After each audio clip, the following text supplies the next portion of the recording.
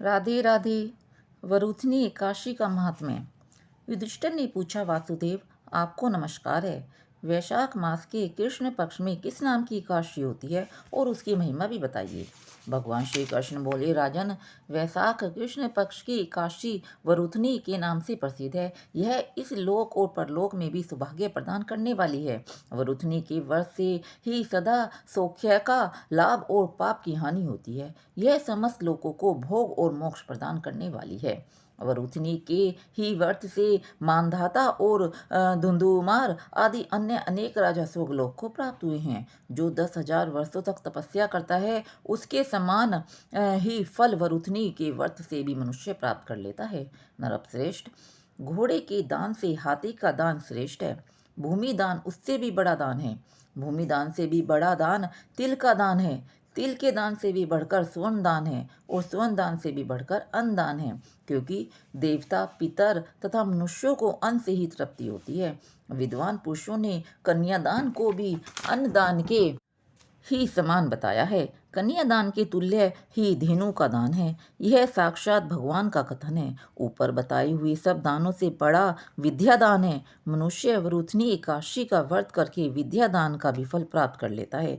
जो लोग पाप से मोहित होकर कन्या के धन से जीविका चलाते हैं, वे पुण्य का अक्षय होने पर यातना में नरक में जाते हैं। अतः सर्वथा प्रयत्न करके कन्या के धन से बचना चाहिए।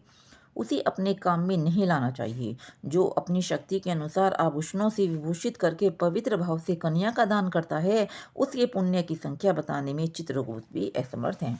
वरूथनी एकादशी करके भी मनुष्य उसी के समान फल प्राप्त करता है। व्रत करने वाला वैष्णव पुरुष दशमी तिथि को कांस, उड़द, मसूर, चना, कोदो, शाख, मधु, दूसरे का अन्न, 2 बार भोजन तथा मैथुन, इन 10 वस्तुओं का परित्याग कर दे। एकादशी को जुआ खेलना, नींद लेना, पान खाना, दातुन करना, दूसरे की निंदा करना, चुगली करना, चोरी, हिंसा, मैथुन, क्रोध तथा असत्य भाषण, इन 11 बातों का त्याग दे।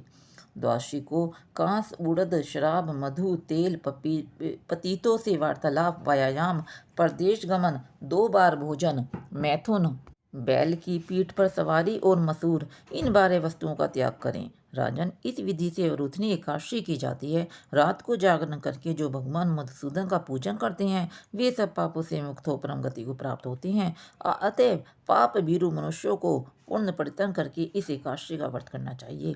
यमराज से डरने वाला मनुष्य अवश्य वरूथनी का व्रत करे। राजन, इसके पढ़ने और सुनने से सहस्त्र गोदान का फल मिलता है और मनुष्य सब पापों से मुक्त होकर विष्णु लोक में प्रतिष्ठित होता है।